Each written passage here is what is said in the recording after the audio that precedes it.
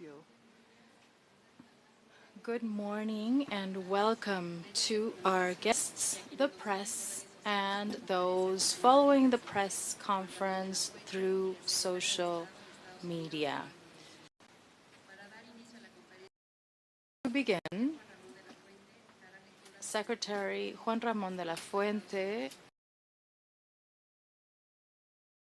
then both secretaries will give their remarks, and then we'll open up a Q&A session.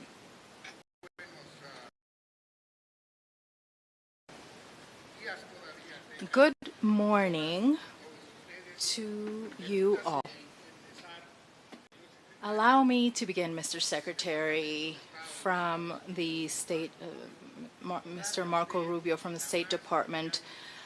Welcome to the Department of Foreign Affairs of Mexico. You and Mr. Ambassador and the distinguished delegation that's here with you today are most welcome. I would also like, Mr. Secretary, to thank you.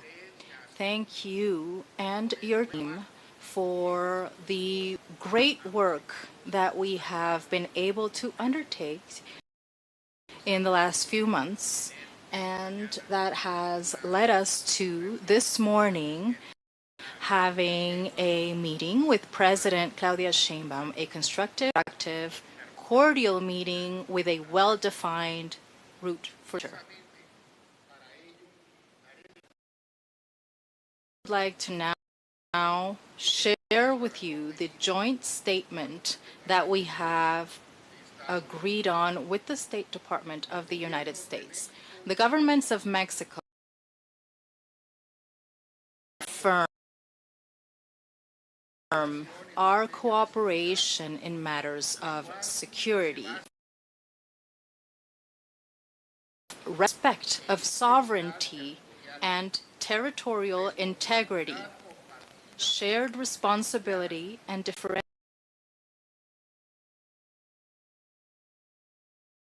responsibility, as well as on mutual trust.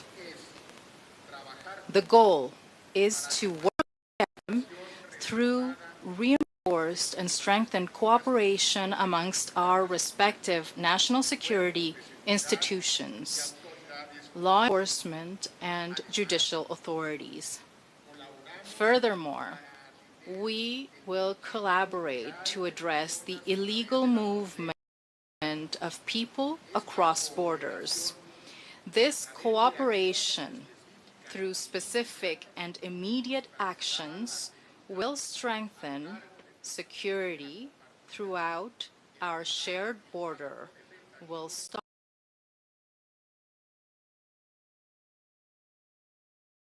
and other illicit drugs, and will put an end to arms trafficking. Both governments' high-level implementation group that will meet regularly to follow up on joint commitments and actions undertaken within our own countries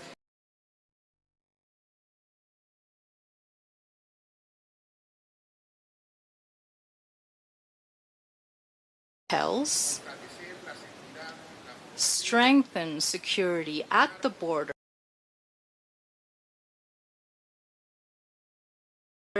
to prevent fuel theft, increasing inspections, investigations, and legal processes to stop the flow of drugs trafficking.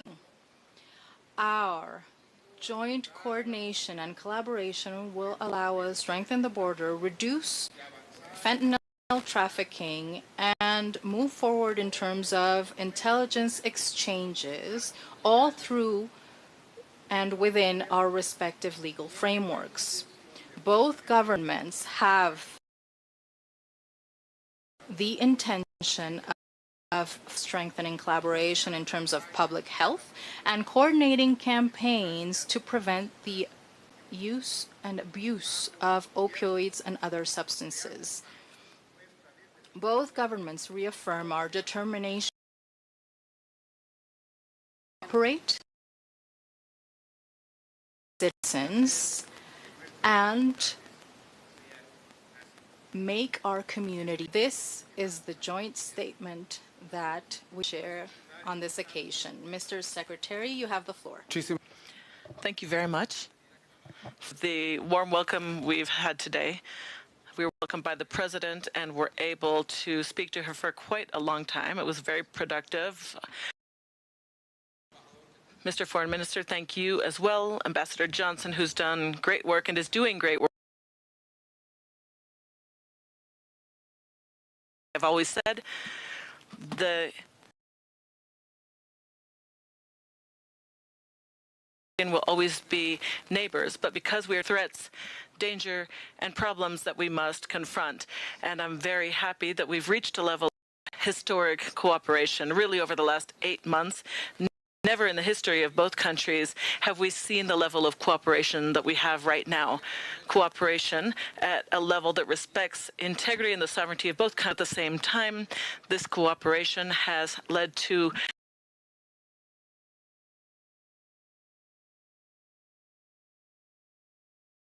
results that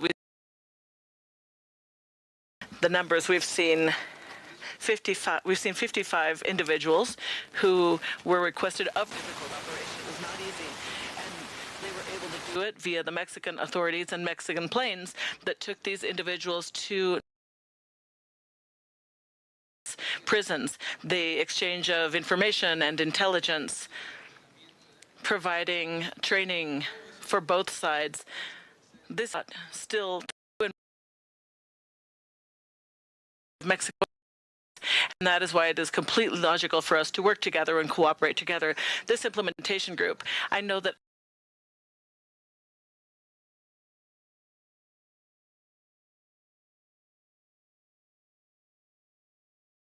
will, when it comes to our cooperation, there's no other government that's cooperating as much of Mexico and President Sheinbaum's administration. We are very appreciative, and we have a lot to do together still when it comes to making progress towards this common goal. So I would like to thank you for that. We have spoken many times. As we spoke today, President Sheinbaum has spoken to President Trump 14 times. Much has been achieved, and we will continue to exchange ideas and in our work different agencies.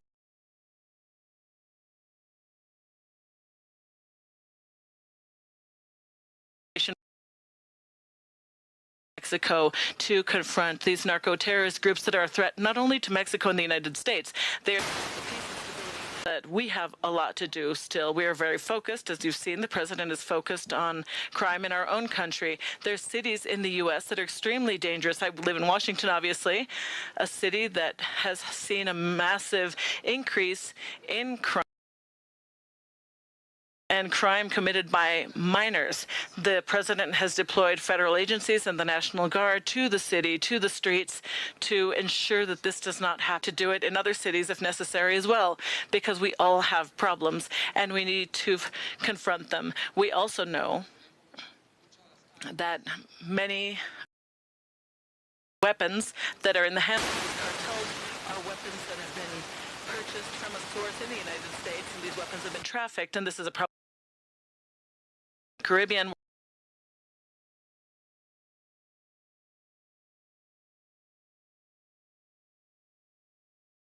many things in English now. I said that in Cuban, now I'm going to switch to Spanish, and brevemente tuvimos Sheinbaum y el canciller de la Fuente. Tenemos una excelente relación con el gobierno de México durante los 8 meses del gobierno del presidente Trump. Es la cooperación en materia de seguridad más estrecha que hemos tenido, quizás con cualquier país, pero I think that much credit is deserved to President Sheinbaum's administration in really taking on things that had not been taken on for a very long time. As one example,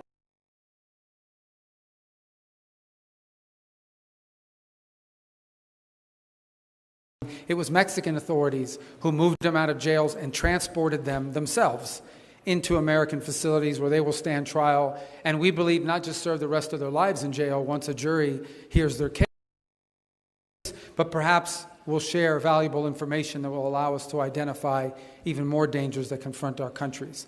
Because of our geography, and that means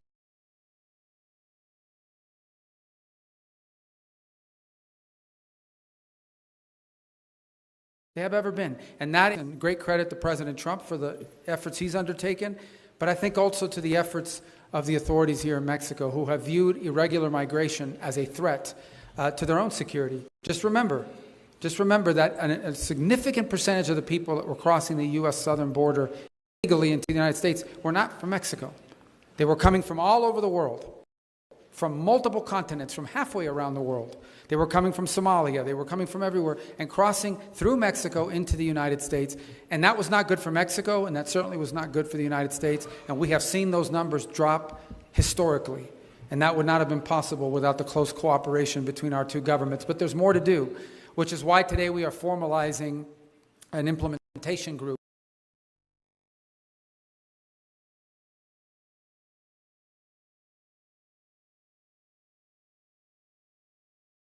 High-level group that will meet and coordinate on a regular basis to make sure that all the things we are working on, all the things we have agreed to work on, are happening, are being implemented. Times we'll be in touch many more times because there's still a lot of work to do together. But this is an important and I believe a significant day in the relations of our two countries as we are able to continue to formalize this unprecedented, historic, and so far highly successful security cooperation between the government of Mexico and the government of the United States. Señor Secretario.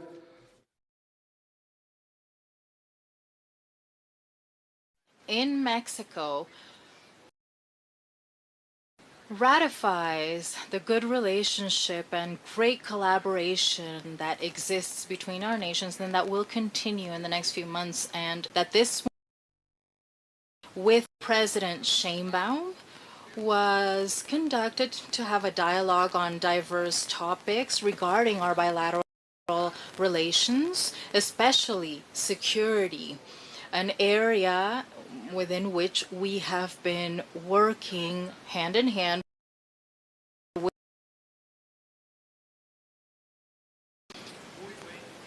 Today, we have come to a very good agreement, form and move forward with a cooperation program based on 4 basic principles.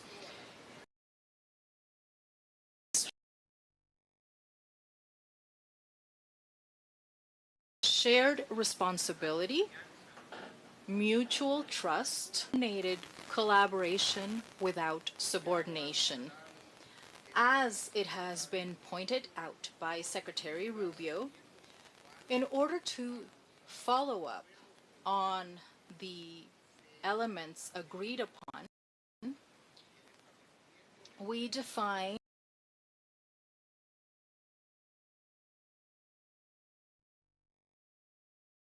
mechanism that will meet periodically to assess progress and ensure the achievement of the goals that we have.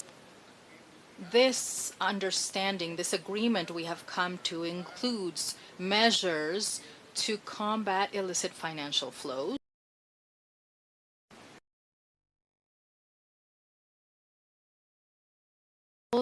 stopping generation of violence, drug trafficking, and each in our own territory. We have also started to address the elimination of illicit tunnels that go from one side to the other of the border with training and border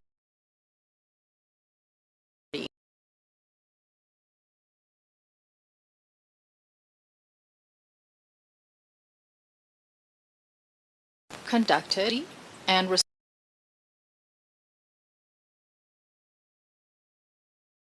to have a safer border, to reduce fentanyl trafficking, and move forward in greater collaboration schemes when it comes to exchange of information within our legal frameworks, and also when it comes to prevention with information campaigns regarding the damage.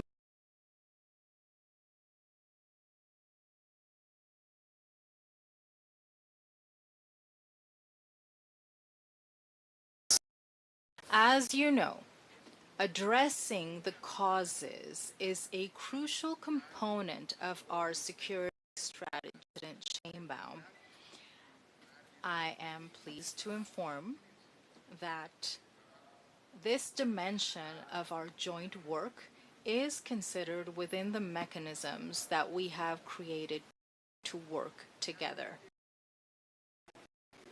Finally, I would like to say that the sustained dialogue that we have held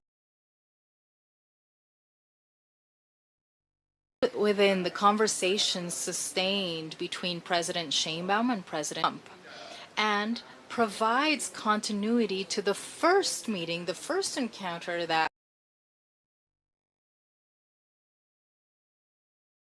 Secretary Rubio at the State Department at the end of February earlier this year in Washington, D.C. It cooperate, protect our citizens, and make our communities safer. Thank you so much, Mr. Secretary. We have space for 4 questions. Matt Lee from AP.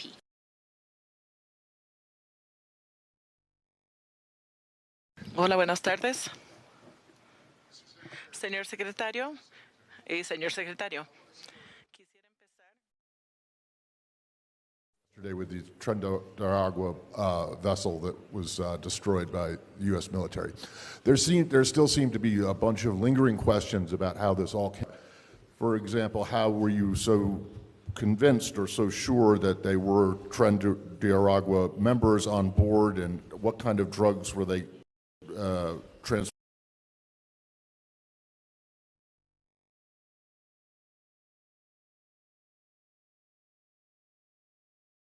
And I'm wondering if you could address any of those specifics, as well as which unit of the military actually carried this out and how.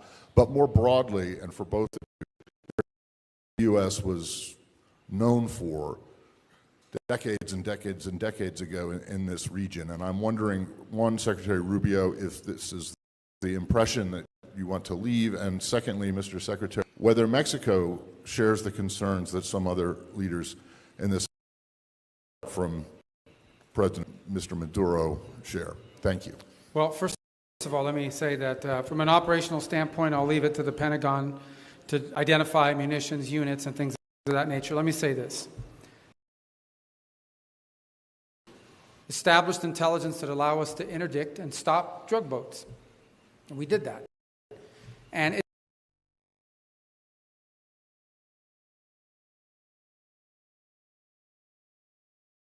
they bake it into their economic. What will stop them is when you blow them up, when you get rid of them.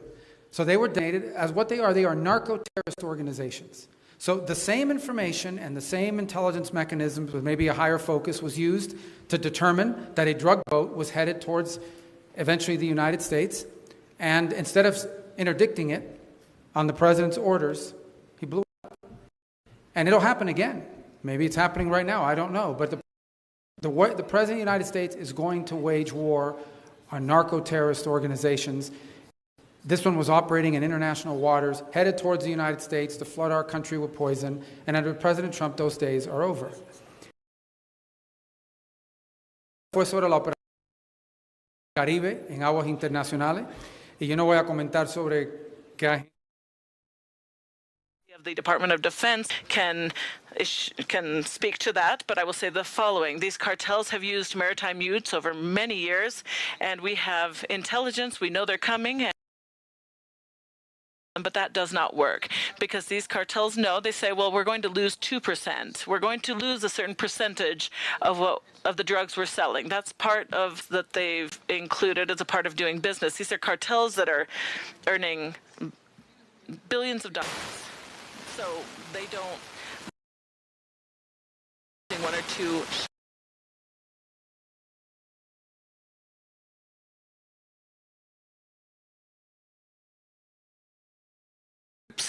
are narco-terrorists. These are narco-terrorist groups designated so by the U.S. operating in international waters, and their destination is streets. And the president used the force and the power of the United States to protect the about. And that could happen again. It might be happening right now. It could happen tomorrow. It could happen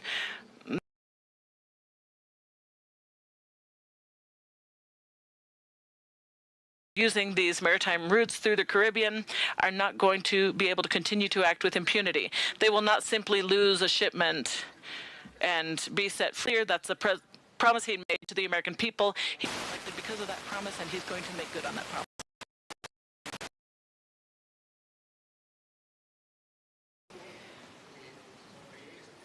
Mexico's position regarding this matter is quite clear, based on our constitutional principles of policy defined in Article 89 of our Constitution.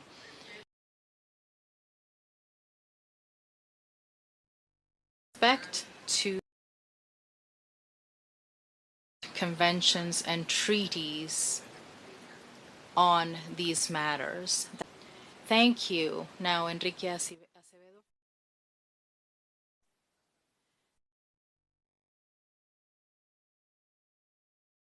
You mentioned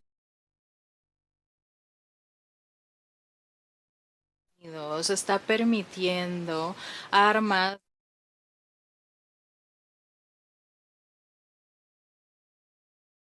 son los pasos para y señor canciller, dando seguimiento a la pregunta sobre Venezuela, ¿cuál es la postura de México específicamente sobre la acusación de que Nicolás Maduro es el líder de una organización narcoterrorista con ramificaciones y operaciones en México? Let me answer in English and then in Spanish. Voy a contestar en inglés y luego en español. Una parte del grupo de trabajo, nuestro plan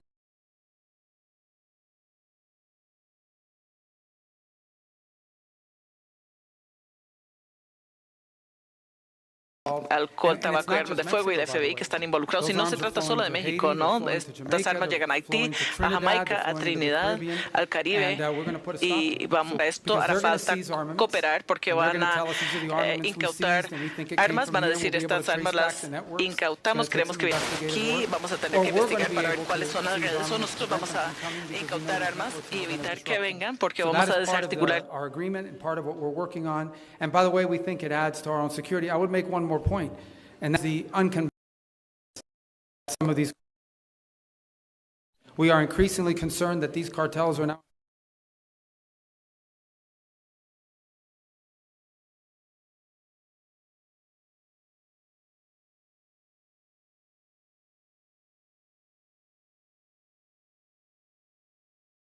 to Colombia.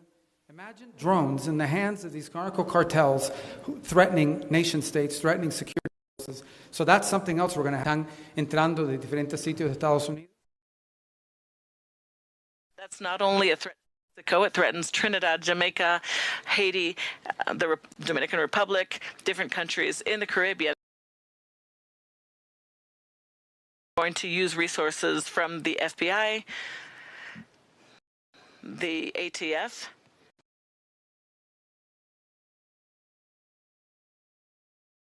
and disrupting them. And there will have to be a lot of cooperation there. For example, Mexican authorities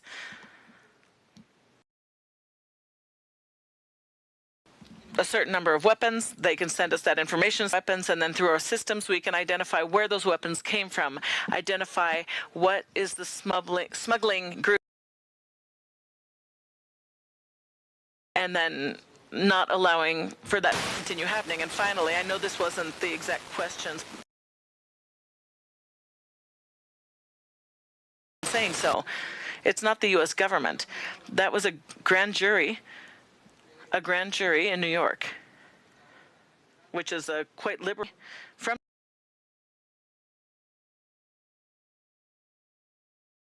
talked about Nicolás Maduro, Diosdado Cabello, and others. So we are simply acting. We are only acting on something that a grand jury in 2020 handed down.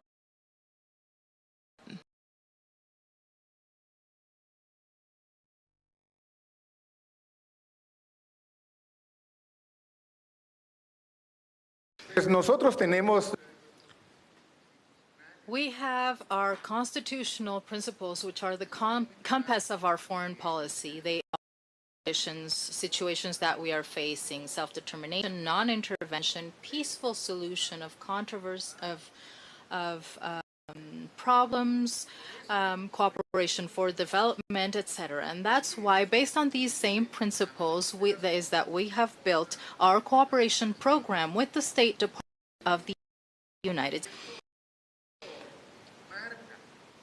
This clearly and unequivocally sets the route for Mexican foreign policy. So we will keep following those principles, and based on them, we will keep trying to create and establish the mechanisms that will allow us to cooperate and coordinatedly and respectfully with all those who will work with Mexico. Thank you. We now give the floor to Eric Martin from Bloomberg.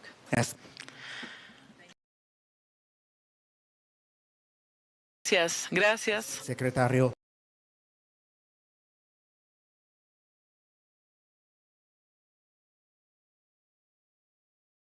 About the operation yesterday in the Caribbean, 11 people who were carrying,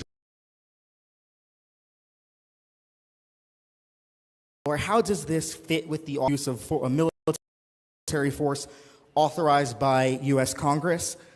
Does the U.S. have evidence that the people who were in the boat were armed or posed immediate danger to U.S. security personnel? And can you rule out, you mentioned the operations that operate from Venezuelan shore. Can you categorically rule out attacks on Venezuelan soil or an attempt by the U.S. to oust Nicolás Maduro? Also, from the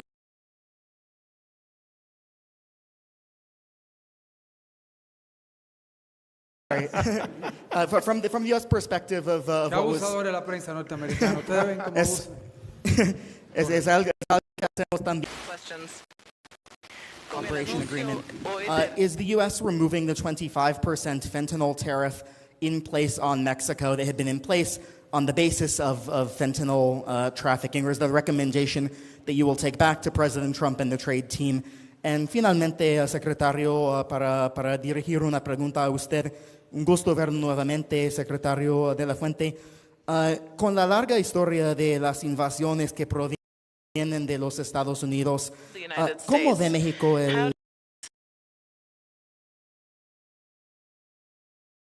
In the past, during the straight of this same party, there has been a friendly relationship with the Maduro government. He's been invited by the Mexican government to the Independence Day grito and other ceremonies, including the swearing-in ceremony of the previous president. So how does Mexico look upon these operations vis-a-vis cartels in the Caribbean with links to Venezuela?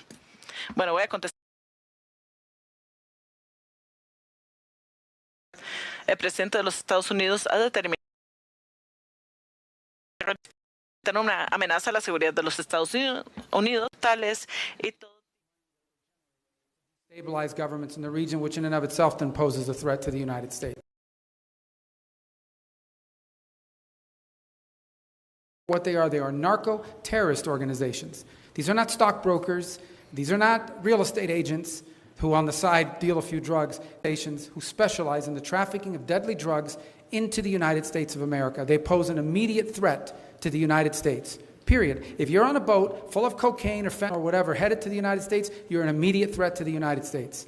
And the President, under his authority as Commander-in-Chief, has a right under exigent circumstances to eliminate imminent threats to the United States. And that's what he did yesterday in international waters.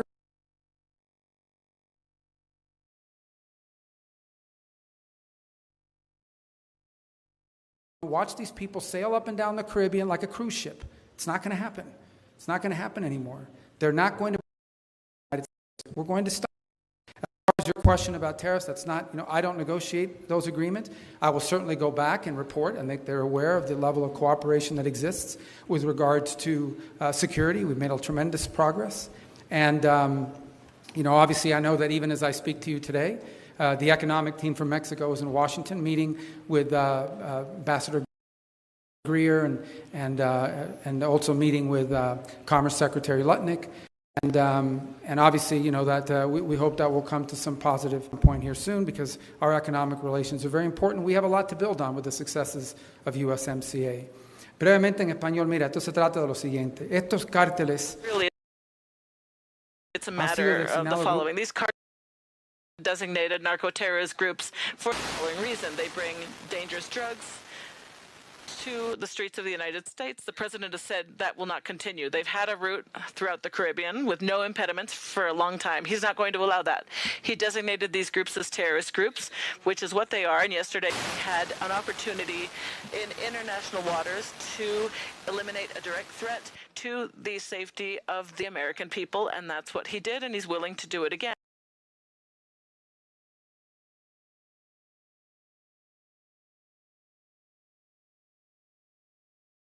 Based on that promise, and he was going to make good on it. I will answer you in English.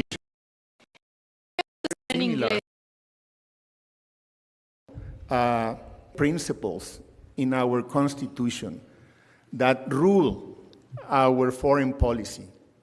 These principles are clearly stated in Article 89 of our Constitution, and some of them are very clear. Self-determination. We believe on non-intervention, peaceful solution of controversies,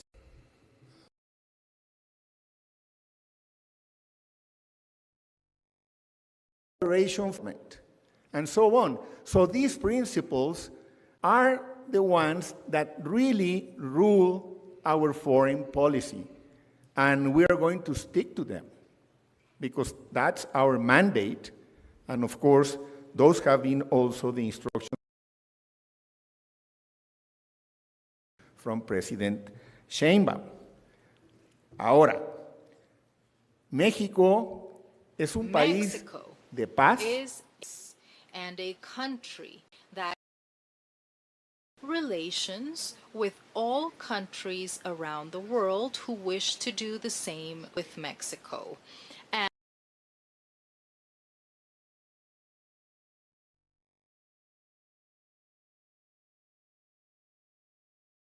Principles that are ingrained in our Constitution and that, in good part, are at the core of international law. That is why it seems very timely for me to highlight the comment made by Secretary pertaining to the way in which we have been able to create this cooperation program stemming from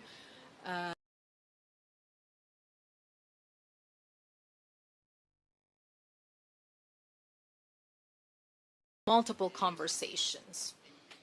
What's most important from this understanding that we have come to is that it is based on these same principles that will allow for us to keep moving forward, addressing a range of topics that are mentioned in this cooperation program, all of which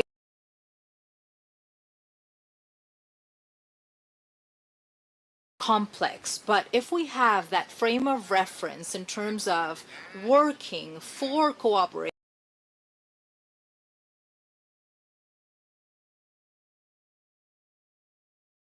based on our keeping up our efforts, respecting each country's sovereignty, each country's territorial integrity, good understandings, and that will allow us to keep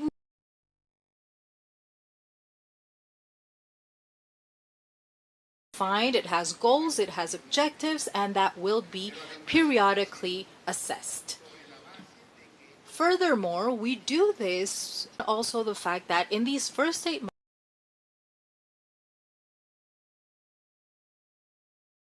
a relatively short period of time, saying, and with good reason this morning, committing to would take longer than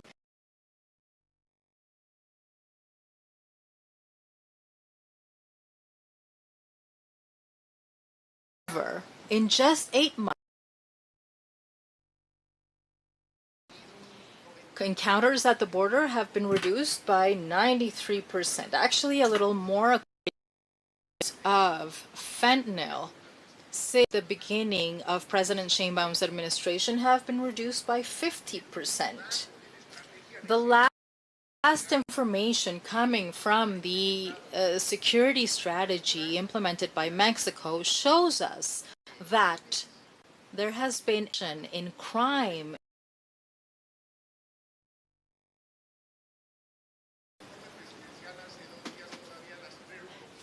In the presidential report, just a couple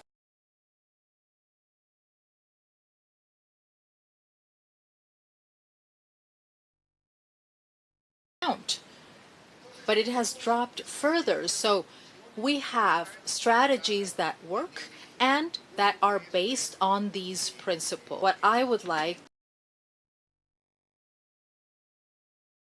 to show the U.S. and Mexico is that we can build cooperation and collaboration models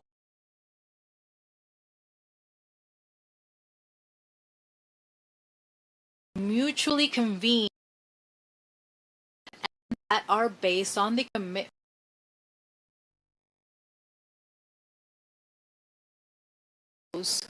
that are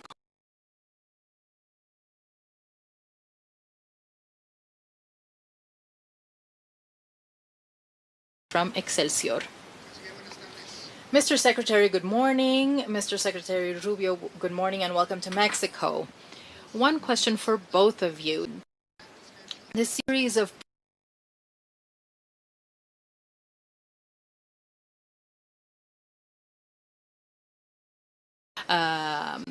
migration and other commercial aspects, etc. I would like to ask you,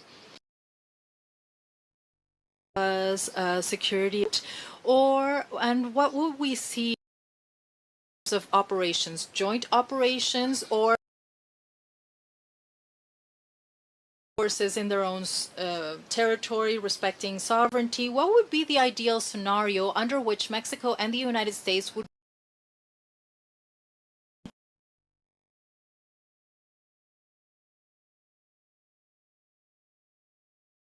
these circumstances and these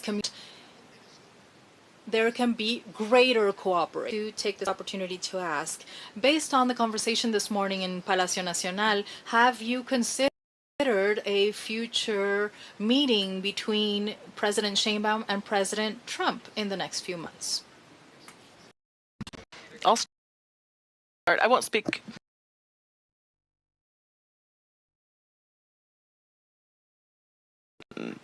because cartels read the press too. I'm going to say the following.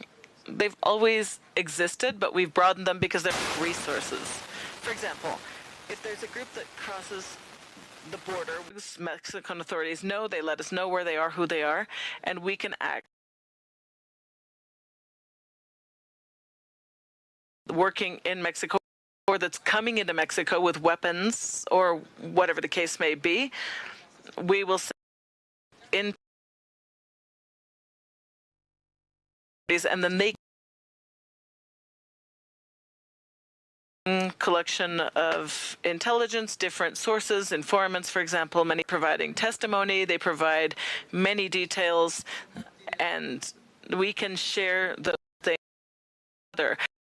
Joint training, there are things that we can learn from your experience and things that you can learn from our team, specifically, for example, certain technologies that the U.S. might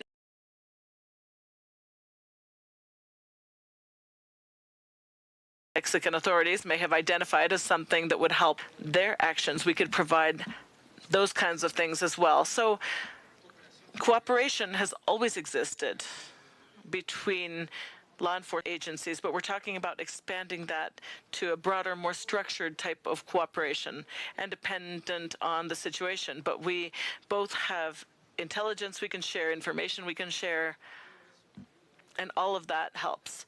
And capacities also that could be provided through equipment if it is requested. They might already have it and not need it.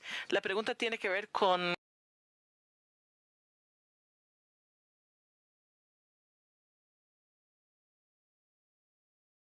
just as a great example. Let's say there's a gun running group. We don't get there in time to stop it. We pass that on to the Mexican authorities who can act on it.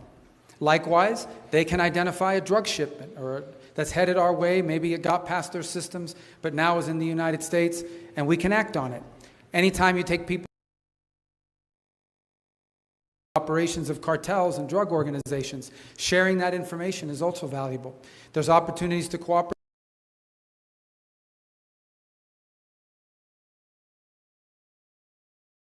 Used in the past in other areas of the world, and they have an interest in purchasing it or have an interest in acquiring it, and we can provide that to them. Or vice versa, maybe they have something. It also has to do with joint training. Maybe there's things they do operationally that they have learned.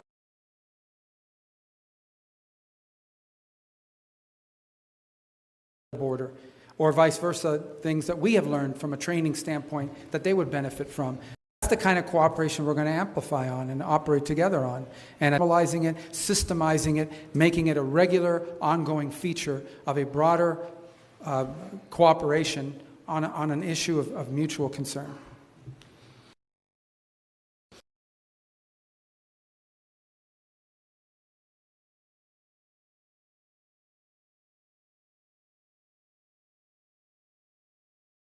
De lo que in terms of the legal frameworks of each country is so important, because indeed part of what was the legislative framework for each country and based on which changes are made. For example, in Mexico, President Sheinbaum has already presented some for constitutional reforms. We've just elevated constitutionally the crime of fentanyl trafficking.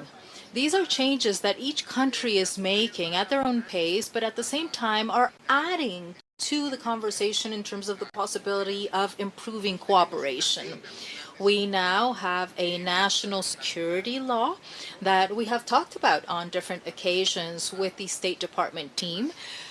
When touching on referring to that, this way, it's clarity in terms of the legislative and legal frameworks that in either country, and the respect of each is what allows for progress to take place in terms of operations conducted by each country in their own territory, and that the information exchange flows, that the intel exchange flows better, that the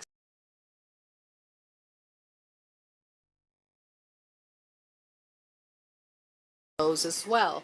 I believe that with this new cooperation program for border security, that is why it's so relevant.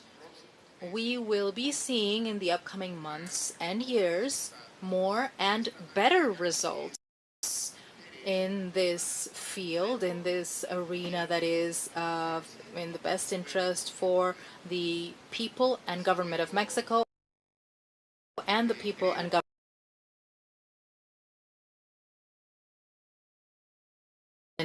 Secretary Rubio, that's a better defined route for the future, and that will allow us in the near future to keep taking steps in the right direction, agreed on by both our countries. I would like to reiterate our gratitude for the willingness to follow this line of cooperation within the new framework that we have created, and I would like to once again thank your team because we have managed to get to where we are. That will follow up on these matters will be in the next few months in all of the items, regarding all of the items that we have agreed on. Would you like to make any final statements? I'd just like to thank you for the warm welcome for the meetings today and for the cooperation that we've had between the two countries, and this cooperation that will continue to expand to benefit the people of Mexico and the United States. Thank you once again.